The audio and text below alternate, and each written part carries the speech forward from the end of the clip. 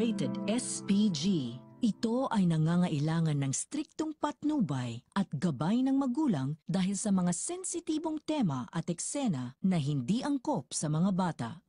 Wala nang nagawa pa si Edwin kundi tuluyang sumuko dahil alam niyang tagilid ang kanilang sitwasyon at napag-alaman niyang parak pala ang nagkunwaring si Justine. Batid niyang siya ang may kasalanan kung bakit natimbog ang warehouse ng kanyang bayaw na si Ramon. Kaya naman dito nangangamba siya na baka tuluyan na siya nito, lalo pat alam na niya ang tunay na negosyo ni Ramon.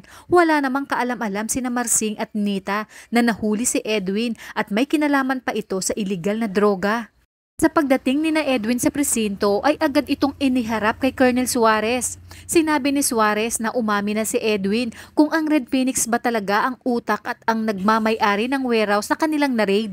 Kung kaya't dito nakaisip ng paraan si Edwin na total ubos na ang Red Phoenix, aaminin niya na ang mga ito ang pinagkukunan niya ng droga. Dahil naisip nga niya na hindi niya pwedeng ilaglag si Ramon dahil baka mapahamak si Mokang.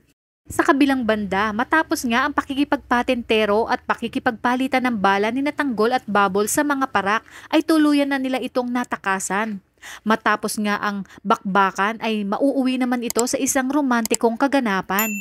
Dahil sa unti-unti na ngang nahuhulog si Bubbles kay Tanggol, kaya naman dito may mangyayari muli kina Tanggol at Bubbles. Nahiling nating lahat na sana'y hindi na ito isang panaginip. Gayunpaman, pansamantalang mawawala ang stress ng dalawa dahil sa napakatahimik na lugar na kanilang mapupuntahan.